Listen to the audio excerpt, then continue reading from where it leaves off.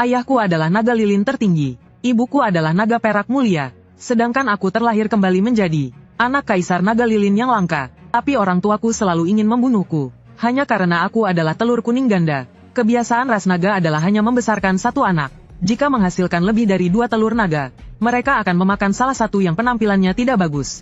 Meskipun ayah dan ibu naga tidak memilih untuk memakanku, mereka tetap membuangku ke tempat paling berbahaya, yaitu dungeon binatang iblis. Membiarkanku hidup atau mati sendiri. Namun saat aku membuka mata lagi, aku menyadari bahwa aku masih hidup. Tapi 3 tulang rusukku patah.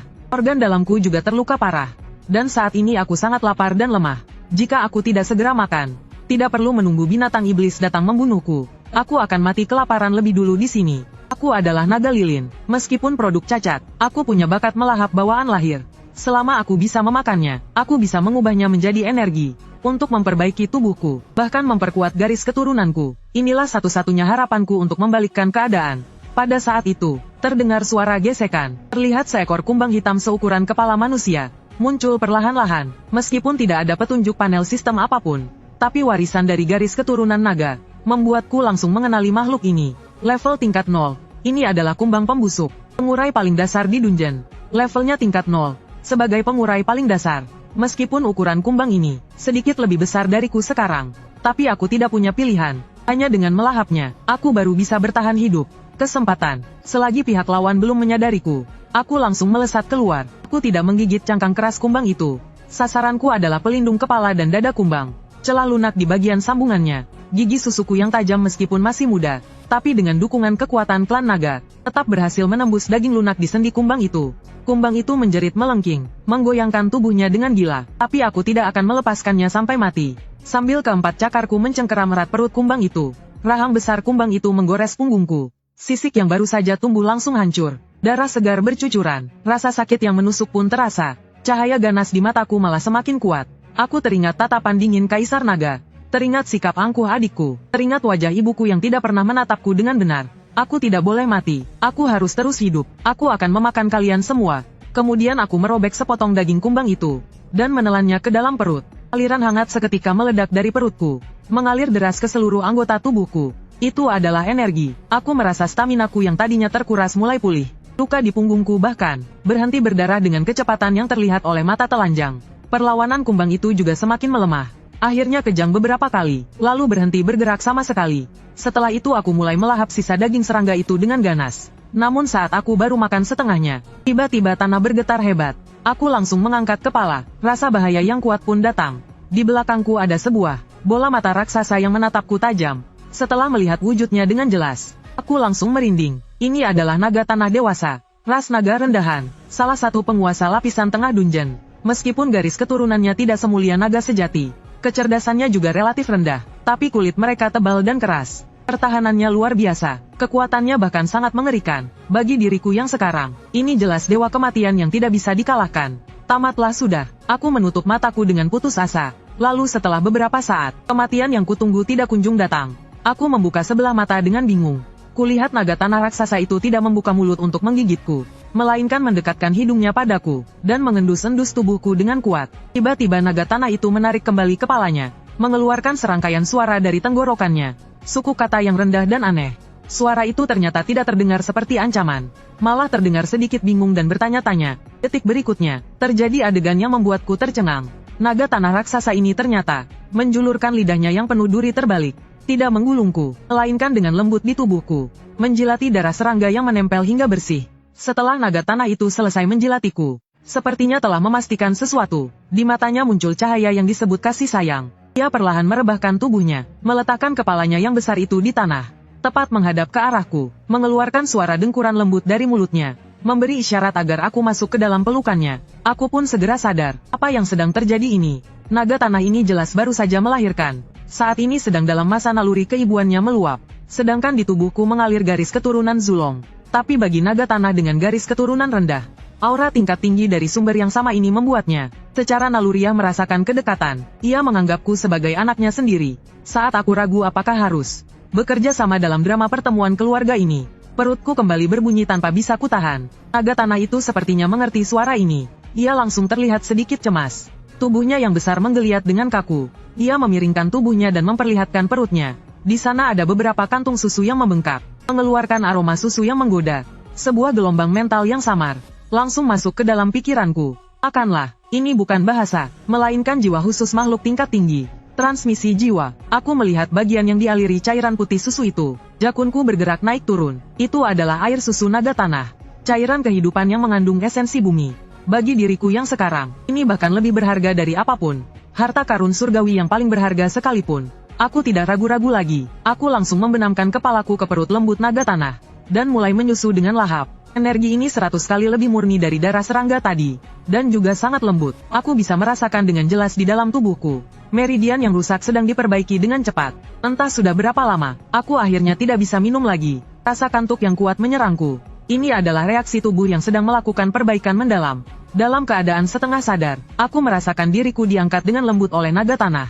Membawaku berjalan menuju ke dalam gua, di sebuah sarang yang dilapisi rumput kering. Aku diletakkan dengan lembut, tapi begitu aku menyentuh tanah, aku merasakan beberapa tatapan tidak ramah. Terlihat di sudut sarang, ada 3 naga tanah kecil lainnya. Meskipun masih anakan, tapi ukurannya 2 kali lebih besar dariku sekarang. Saat ini, ketiga anak naga tanah ini sedang menatapku. Si makhluk aneh berwarna merah dengan penuh permusuhan. Salah satu naga tanah kecil yang paling berani mendekat, lalu menandukku dengan kepalanya yang keras. Seolah-olah berkata, enyahlah. Ini adalah wilayahku. Melihat itu, aku langsung membalas dengan memamerkan gigiku. Naga tanah kecil itu jelas tidak menyangka aku akan segalak ini. Ia pun ketakutan dan menarik lehernya. Saat ini, kepala besar sang induk naga tanah mendekat. Ia mengaum dengan suara rendah, seolah sedang memarahi anak-anaknya yang nakal. Ia menggunakan moncongnya untuk mendorong ketiga anak naga tanah dan aku agar berkumpul bersama. Meskipun ketiga anak naga tanah itu tidak mau, tetapi di bawah kewibawaan induknya, mereka hanya bisa dengan terpaksa menggeser tubuh dan berbaring rapat di perut induknya. Ini justru membuatku merasakan keamanan yang telah lama hilang. Aku menutup mataku. Sebuah senyuman terukir di bibirku. Karena kalian telah menerimaku, maka mulai hari ini, tempat ini adalah rumahku. Siapapun yang berani menyentuh kalian, akan kumakan dia. Saat aku terbangun lagi, aku melihat induk naga tanah dan 3 anaknya sudah bersiap-siap untuk pergi. Induk naga tanah memberiku isyarat untuk mengikuti. Hari ini adalah waktunya untuk keluar. Bagi para monster yang hidup di bawah tanah, meskipun sarang mereka aman, tapi terus-menerus di dalam akan membuat mereka mati kelaparan. Lagi pula, anak-anaknya perlu belajar keterampilan bertahan hidup. Setelah keluar dari mulut gua yang tersembunyi, pemandangan di depan mata langsung menjadi luas. Ini adalah sebuah dataran gua bawah tanah yang sangat luas. Di langit-langit gua tergantung banyak stalaktit. Di kejauhan, samar-samar terlihat bayangan hitam besar bergerak. Sesekali terdengar suara auman yang menggetarkan jantung. Aku tahu dengan kekuatanku saat ini, jika menjauh 500 meter dari induk naga tanah, aku hanyalah mangsa empuk. Induk naga tanah membawa kami tiba di sebuah area kerikil yang relatif terbuka. Di sini hidup sejenis monster tingkat rendah bernama tikus. Gerakannya lincah, tapi kekuatan serangannya tidak kuat. Mereka adalah target latihan terbaik. Ibu berhenti melangkah. Ekornya menepuk tanah dengan ringan memberi perintah. 3 naga tanah kecil langsung menyerbu dengan semangat. Meskipun mereka ceroboh, tapi keunggulan mereka adalah kekuatan yang besar. Kakak tertua menabrak sebuah batu, membuat beberapa tikus yang bersembunyi di bawahnya lari ketakutan. Kakak kedua dan ketiga menerkam dengan kikuk ke depan. Walaupun akurasi mereka sangat buruk, tapi di bawah ayunan cakarnya yang besar, tetap saja berhasil memipihkan seekor tikus sial. Suasana menjadi sangat kacau. Daripada disebut berburu, lebih mirip pembongkaran. Aku menonton dengan tatapan dingin, meremehkan benturan liar tanpa teknik seperti ini. Aku sedang mengamati seekor yang ukurannya sedikit lebih besar. Jelas sekali itu raja tikus yang lebih licik. Makhluk itu tidak berlarian liar seperti yang lainnya, melainkan meringkuk di sudut mati, menatap tajam para naga tanah kecil yang sedang mengamuk, mencari rute pelarian. Tepat saat kakak tertua berbalik mengejar tikus lain, memperlihatkan celah kosong di belakangnya, raja tikus itu bergerak. Dia melesat cepat menempel di tanah. Targetnya lurus menuju semak-semak di belakang. Mau lari, pupil vertikalku tiba-tiba menyusut. Pada saat ini dunia di dalam mataku seolah melambat setengah ketukan. Ini bukan ilusi, melainkan bentuk awal dari bakat garis keturunan naga obor. Efek pasif dari mata waktu. Meskipun sekarang aku belum bisa mengendalikan waktu secara aktif, tapi di bawah konsentrasi tinggi, penglihatan dinamisku bisa menangkap objek berkecepatan sangat tinggi. Aku bisa melihat dengan jelas lintasan kontraksi otot raja tikus. Aku sudah memprediksi titik jatuhnya. 1 detik sebelum raja tikus itu masuk ke dalam semak-semak, tubuhku tiba-tiba melompat. Gigi susuku menggigit dengan akurat tulang belakang di leher belakang raja tikus. Lalu satu serangan mematikan. Seluruh proses tidak lebih dari 3 detik. Saat ketiga naga tanah kecil itu masih menggaruk-garuk tanah, Baru menyadarinya, mata mereka langsung terbelalak, seolah-olah baru pertama kali mengenal adiknya yang payah ini. Dan tepat pada saat itu, terjadi sesuatu yang tidak terduga. Terdengar suara gesekan yang padat dari celah-celah bebatuan di sekitarnya. Induk naga tanah yang awalnya sedang melihat dengan penuh kasih anak-anaknya yang sedang bermain, tiba-tiba mengeluarkan suara raungan. Dia tiba-tiba berdiri, menghalangi di depan keempat anaknya. Segera setelah itu, kaki-kaki hitam yang tak terhitung jumlahnya keluar dari bawah tanah. Itu adalah kalajengking hitam bangkai. Ini adalah sejenis predator yang hidup berkelompok. Meskipun satu ekor hanya tingkat 1, tapi mereka biasanya bergerak bersama dalam ratusan hingga ribuan. Sengat beracun di ekornya bisa langsung melumpuhkan seekor banteng liar. Yang paling menakutkan adalah, mereka sangat pendendam dan serakah. Begitu mencium bau darah, mereka tidak akan berhenti sampai mati. Darah Raja Tikus barusan telah menarik gerombolan Dewa Kematian ini. Kalajengking hitam yang padat menyerbu seperti air pasang. Lingkaran pengepungan menyusut dengan cepat. Ketiga naga tanah kecil belum pernah melihat pemandangan seperti ini. Mereka meringkuk ketakutan, bersembunyi di belakang induknya dengan gemetaran. Meskipun induk naga tanah sangat kuat, tapi bagaimanapun juga dia hanya sendirian. Terlebih lagi kalajengking hitam ini berukuran kecil. Gerakannya lincah, mereka secara khusus menyerang sendi dan perut yang pertahanannya lemah. Dalam sekejap mata puluhan kalajengking hitam sudah memanjat ke punggung induk naga tanah. Sengat ekornya menusuk dengan ganas. Ibu naga tanah meraung kesakitan, berguling-guling dengan ganas, mencoba menindih musuh di punggungnya. Tapi lebih banyak kalajengking hitam mengambil kesempatan untuk menyerbu anak-anaknya di belakang. Sialan, aku menyaksikan adegan ini. Tatapanku sedingin es. Dengan ukuran tubuhku, aku bisa masuk ke dalam celah. Mungkin bisa lolos dari bencana ini. Tapi para raksasa bodoh ini pasti mati. Aku melirik kakak tertua yang melindungiku, yang gemetar di bawah tubuhnya. Lalu aku melihat lagi ibu naga tanah yang melindungi kami, yang digigit hingga berlumuran darah. Cahaya di mataku tiba-tiba menyala terang. Aku tidak menyerang kerumunan kalajengking, melainkan melihat ke sebuah pilar batu di kejauhan. Sebuah pilar stalaktit yang hampir runtuh. Bagian dasar pilar batu itu sudah hampir terkikis seluruhnya, tepat menggantung di atas lubang tempat gerombolan kalajengking keluar. Kakak, tabrak pilar yang di sana itu. Aku mengeluarkan raungan yang melengking. Kakak naga tanah meskipun tidak mengerti bahasa yang rumit, tapi dia mengerti tatapan mataku. Dia meraung marah, menundukkan kepalanya, mengerahkan seluruh kekuatannya ke arah yang kutunjuk, dan melancarkan serangan brutal. Terdengar suara benturan keras. Dasar pilar batu yang rapuh itu patah. Stalaktit seberat puluhan ton itu runtuh dengan keras, tepat menimpa jalan keluar tempat kalajengking paling padat. Ratusan kalajengking hitam langsung hancur menjadi bubur. Gerombolan kalajengking yang menyusul pun, jalannya terhalang oleh reruntuhan yang tiba-tiba. Muncul sebuah celah besar di dalam kepungan. Aku meraung lagi. Ibu naga tanah mengambil kesempatan untuk melepaskan kalajengking hitam di tubuhnya, membawa kami berempat lari tunggang langgang menuju wilayah mereka. Tak lama kemudian, sejak pertemuan dengan gerombolan kalajengking hitam itu, sudah 1 bulan berlalu. Selama sebulan ini, aku memangsa dengan ganas di wilayah ini. Meskipun ukuran tubuhku tidak seperti saudara naga bumi yang tumbuh dengan liar, masih hanya sepanjang 1 meter lebih, tapi bagian dalam diriku telah mengalami perubahan yang luar biasa. Sisik merah gelapku yang asli mulai rontok, digantikan oleh sisik pelindung berwarna merah kehitaman yang pekat. Kekerasan sisik yang baru lahir ini sangat luar biasa. Monster iblis tingkat 1 biasa tidak akan bisa menembus pertahananku. Yang terpenting adalah, perutku seperti lubang tanpa dasar. Tidak peduli berapa banyak makanan yang kumakan. Selama aku menjalankan teknik pernapasan dari ingatan warisanku, daging dan darah itu akan dalam waktu yang sangat singkat berubah menjadi energi murni. Ku sedang mengamati di atas batu tinggi di luar sarang. Beberapa hari ini, seluruh kota bawah tanah ini sunyi secara aneh. Biasanya pada saat seperti ini, di hutan jurang yang jauh, seharusnya dipenuhi dengan raungan monster iblis. Tapi sekarang hampir tidak terdengar suara makhluk hidup apapun. Aku menyipitkan mata, memindai sekelilingku. Ku menemukan beberapa makhluk tingkat rendah di tepi wilayah, sedang melarikan diri secara berkelompok ke lapisan atas kota bawah tanah. Apakah ini pertanda gelombang monster? Bukan, gelombang monster biasanya kacau, tapi migrasi kali ini lebih seperti sedang menghindari seorang raja yang akan datang. Terdengar suara panggilan yang rendah dan gelisah dari belakang. Ibu naga bumi entah kapan sudah keluar. Dia terlihat sangat gelisah. Cakar besarnya menggaruk-garuk tanah dengan gelisah.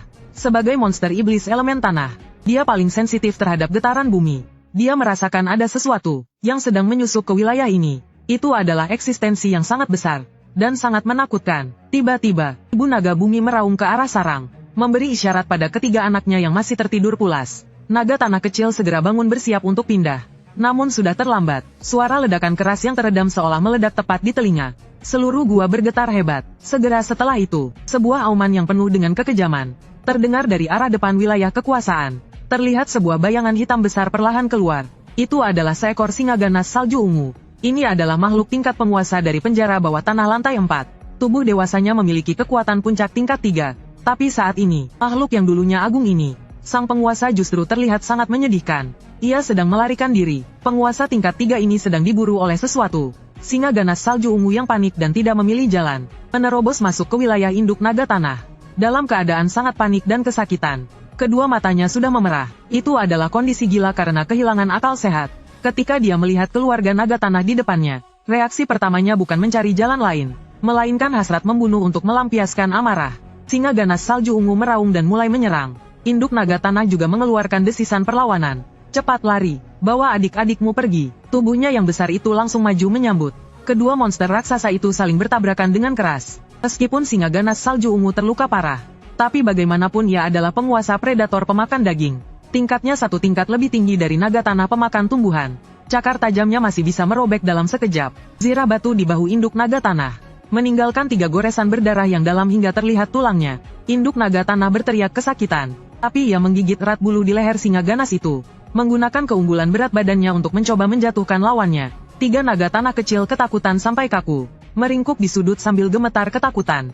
Aku tidak lari, melainkan bersembunyi di balik sebuah batu besar, menatap dingin ke arah medan pertempuran. Jika ibu kalah model, kita semua akan mati. Aku harus membantu. Pandanganku menyapu tubuh singa gila. Di mana titik lemahnya? Pandanganku akhirnya terkunci pada singa gila. Di kaki depannya yang penuh luka itu. Itu luka lama dan juga kelemahan terbesarnya. Tepat saat ibu naga tanah ditindih oleh singa gila, taringnya yang tajam akan menggigit tenggorokan ibuku di saat kritis. Aku segera melompat keluar. Targetku sangat jelas. Aku membuka mulutku di udara, memperlihatkan gigi-gigi tajamku. Mampus kau. Lalu dengan akurat menggigit singa gila itu, tepat di luka pada kakinya yang cedera. Rasa sakit yang hebat langsung menembus saraf rasa sakit singa gila itu, membuat gerakannya menjadi kaku dan fatal. Ibu naga tanah memanfaatkan kesempatan langka ini. Ekornya yang seperti palu godam, menghantam kepala singa gila dengan keras. Kemudian duri-duri batu yang tajam muncul dari tanah, menusuk perut lunak singa gila itu. Pertarungan telah berakhir. Tubuh besar singa gila itu roboh dengan keras. Kejang beberapa kali lalu tidak bergerak lagi. Kita menang. Ibu naga tanah terengah-engah. Tubuhnya penuh dengan luka, tapi matanya dipenuhi dengan rasa lega karena selamat dan keterkejutan melihatku. Dia menundukkan kepalanya, dengan lembut menjilati kepalaku. Aku tidak membalas kelembutan ibuku. Sebaliknya aku menatap tajam ke arah singa gila itu datang. Singa gila itu sudah mati, tapi yang membuat singa gila itu melarikan diri, dalang di baliknya masih ada di sana. Segera setelah itu, sesosok bayangan keluar dari kegelapan. Itu bukan monster berkaki 4 seperti naga atau singa. Itu adalah seekor kera. Seekor kera yang berjalan tegak. Kera raksasa setinggi hampir 8 meter. Seluruh tubuhnya ditutupi oleh bulu hitam panjang dan lebat seperti baju zirah. Di tangannya ada sebuah tongkat tulang putih raksasa. Kera iblis pembelah bumi, penguasa sejati lantai 5 penjara bawah tanah. Monster tingkat tinggi dengan kecerdasan setara anak manusia. Auranya yang menekan mendekati tingkat 5. Di dalam benakku hanya ada satu kata, lari. Ini bukanlah pertarungan yang seimbang. Induk naga tanah jelas menyadari hal ini juga. Dia tiba-tiba berbalik, mendorong ketiga anak naga tanah yang sudah lumpuh ketakutan, dengan gila ke arah jalan rahasia di kedalaman gua. Itu adalah jalan untuk melarikan diri. Induk naga tanah menoleh menatapku, memberi isyarat dengan matanya agar aku juga segera masuk. Aku mengertakkan gigi, menahan rasa lemas di tangan dan kakiku, dan mengikuti langkah para naga tanah muda. Tapi terlalu lambat, menghadapi mangsa yang mati-matian melarikan diri. Kera iblis itu tidak terburu-buru mengejar. Dia memiringkan kepalanya, seolah menikmati perjuangan para semut ini. Lalu dia mengangkat tongkat tulang putih di tangannya, ke arah gua yang berjarak puluhan meter, dan mengayunkannya dengan santai ke langit-langit gua. Seluruh langit-langit batu langsung runtuh. Batu-batu raksasa seberat ratusan ton berjatuhan, menimpa dengan sangat presisi. Di pintu masuk jalan pelarian itu, satu-satunya jalan keluar telah terputus. Aku terlempar ke tanah oleh gelombang kejut. Mulutku penuh dengan debu. Saat aku mengangkat kepala, hatiku benar-benar hancur lebur. Di depan ada kera iblis. Di belakang ada jalan buntu. Ini adalah situasi tanpa jalan keluar. Kera iblis mengeluarkan raungan rendah yang senang. Dia berjalan perlahan ke arah bangkai singa gila surai salju itu. Saat ini bangkai singa gila itu masih mengeluarkan uap panas. Kera iblis mengulurkan tangan hitamnya yang besar, menangkap singa gila, lalu memasukkannya ke dalam mulut, mengunyahnya dengan lahap. Sambil makan, ia menatap dengan mata mengejek ke arah keluarga naga tanah yang meringkuk di sudut. Proses menunggu kematian ini lebih menyiksa daripada kematian itu sendiri. 3 anak naga tanah sudah benar-benar panik. Seketika anak kedua dan ketiga melesat kabur, membenamkan kepala mereka di tanah tidak berani keluar.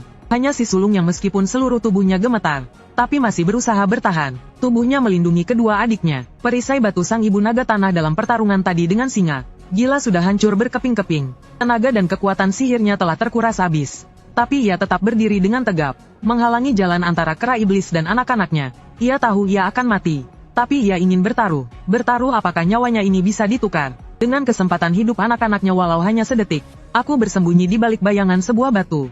Otakku berputar dengan kencang. Kera iblis selesai memakan daging bangkai itu, lalu mengangkat gada tulang putihnya, berjalan menuju sudut itu. Saat itu ibu naga tanah bergerak. Ia mengeluarkan raungan paling keras dalam hidupnya, lalu tubuh besarnya menabrak ke arah kera iblis. Namun kera iblis hanya menyeringai meremehkan. Sesaat sebelum keduanya bertabrakan, kera iblis mengelak ke samping. Gerakannya lincah seperti monyet. Kemudian, gada tulang putih di tangannya terangkat tinggi, dengan kekuatan yang dahsyat, menghantam punggung ibu naga tanah dengan keras. Tulang punggungnya seketika patah. Ibu naga tanah terhempas ke tanah seperti tumpukan lumpur. Ia mencoba untuk berdiri, tapi bagian belakang tubuhnya sudah mati rasa sepenuhnya. Hanya bisa merangkak dengan cakar depannya, sambil menyeret tubuhnya yang hancur. Masih mencoba menghalangi di depan anak-anaknya. Dia mengeluarkan raungan yang menyedihkan. Berbalik menatapku. Di matanya tidak ada rasa sakit. Hanya ada permohonan. Ku mohon bawalah mereka pergi. Mataku langsung memerah. Sialan, aku berteriak dalam hati. Tapi tepat pada saat itu, kera iblis sepertinya merasa ibu naga tanah terlalu tangguh. Sedikit mengganggu pemandangan. Dia mengangkat kakinya dan menginjak kepala ibu naga tanah. Membenamkan kepalanya ke dalam lumpur. Lalu tatapannya melewati sang ibu dan melihat ke arah 3 naga tanah kecil yang gemuk dan empuk di belakangnya. Dia menyeringai memperlihatkan deretan gigi kuningnya. Mengulurkan tangannya untuk menangkap yang itu. Kakak naga tanah yang bertubuh paling besar.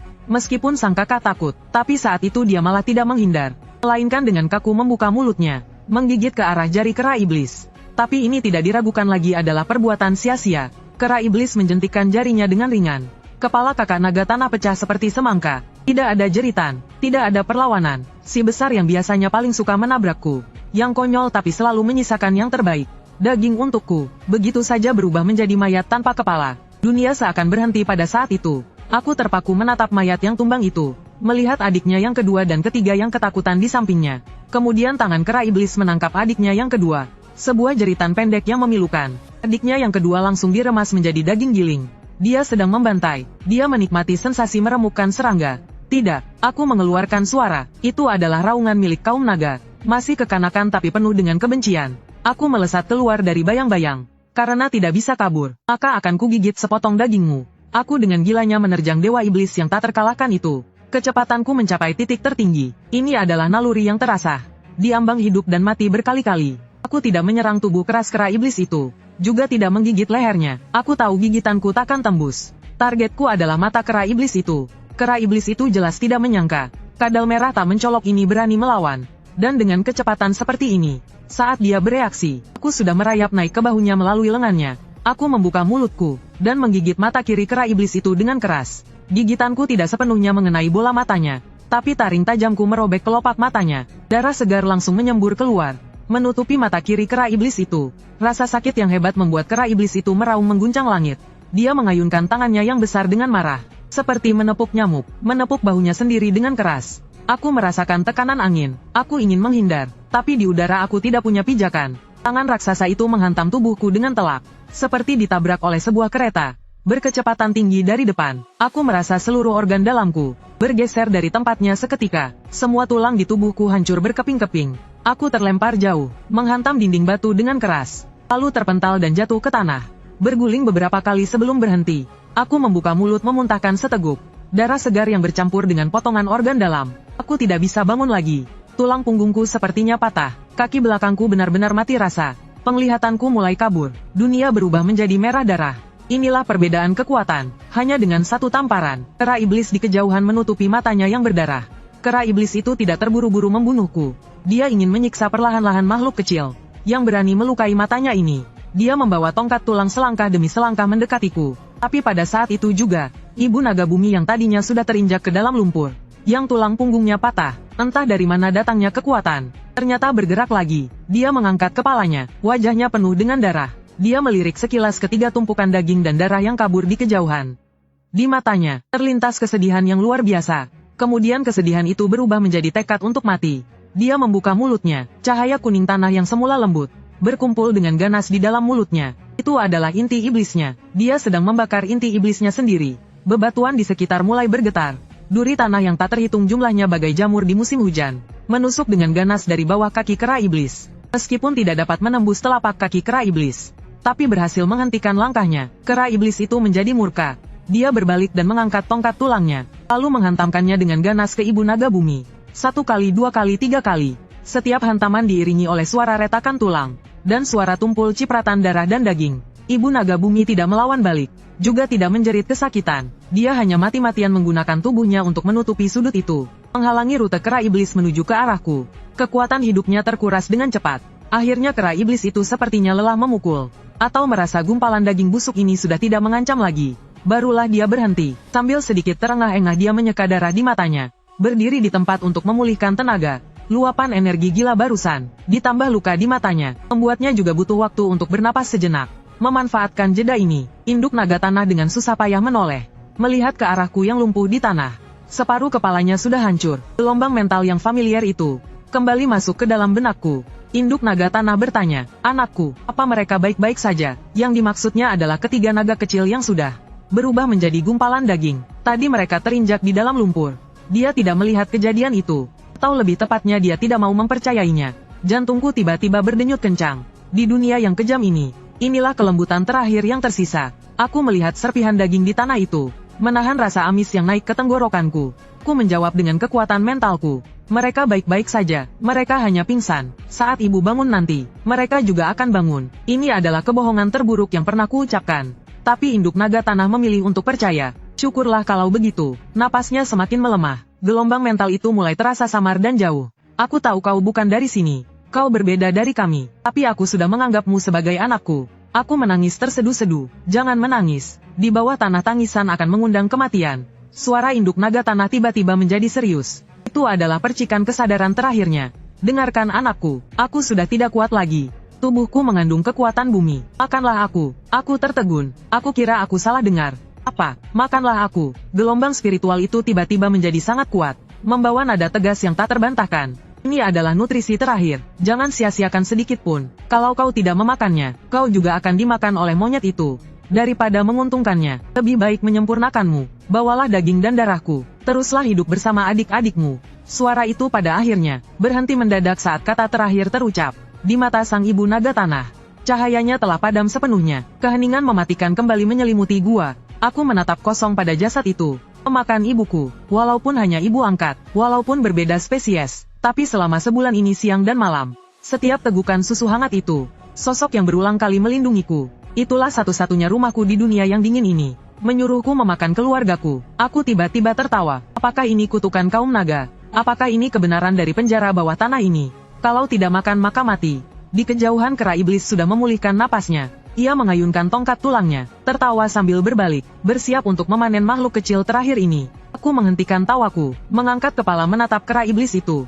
Di mataku kini sudah tidak ada emosi apapun. Ibu kau benar, menyia-nyiakan makanan itu memalukan. Aku menahan rasa sakit yang hebat, merangkak sedikit demi sedikit menuju jasad ibu naga tanah. Membuka mulutku, memperlihatkan taringku yang berlumuran darah kera iblis. Karena dunia sialan ini tidak membiarkan kita hidup, maka akan kumakan kesedihan itu. Kumakan belas kasihan, kumakan kelemahan, lalu kau, monyet blasteran ini, akan kukunyah hingga hancur beserta tulang dan kulitnya lalu kutelan. Aku menggigit naga tanah itu, tepat di tubuh ibuku yang sudah hancur. Daging dan darahnya masuk ke mulutku. Sebuah energi dahsyat yang belum pernah kurasakan sebelumnya, diikuti dengan aura tanah yang kental, meledak di dalam tubuhku. Evolusi dimulai, sementara kera iblis pemburu tanah di kejauhan, tidak terburu-buru menghentikan pertunjukan bagus ini. Dalam pandangan nilainya yang menyimpang, menyaksikan mangsa saling membantai, memakan sesama jenis, adalah sebuah kenikmatan tiada taraf. Dia bahkan dengan penuh minat mengambil segumpal daging giling dari bayi naga tanah, lalu memasukkannya ke dalam mulut seperti camilan, sambil mengeluarkan suara mengecap, menatapku dengan tatapan mengejek dan berkata, "Rasanya tidak buruk, makanlah yang banyak, setelah kau gemuk, aku akan memakanmu." Pemandangan itu membuat api lilin di mataku tiba-tiba berubah menjadi hitam pekat seperti tinta. Kebencian yang meluap-luap bercampur dengan ledakan di perutku, dan energi dahsyat itu bercampur menjadi satu. Seketika menghancurkan kewarasanku. Panas sekali. Naga tanah adalah monster sihir elemen tanah. Daging dan darahnya mengandung esensi tanah yang pekat. Sedangkan aku, naga lilin, berelemen api dan waktu. Saat tanah bertemu api, tidak terjadi penolakan. justru seperti melapisi sebuah gunung berapi, yang akan meletus dengan lapisan bebatuan yang tebal. Semakin besar tekanannya, semakin dahsyat ledakannya. Aku tiba-tiba berhenti makan, sambil mengeluarkan jeritan yang memilukan. Aku merasa setiap pembuluh darah di tubuhku membesar dan robek. Lalu, sisik merah gelap yang semula menutupi seluruh tubuhku, mulai berubah, menjadi produk perpaduan kekuatan bumi dan naga obor. Perwujudan api baju zirah tulang lava. Bentuk tubuhku juga sedang membesar dengan kecepatan kasat mata. 1,2 meter, 2 meter, 3 meter. Saat ini aku bukan lagi naga sejati, melainkan seekor makhluk yang merangkak keluar dari neraka. Demi balas dendam, lahirlah monster yang bermutasi.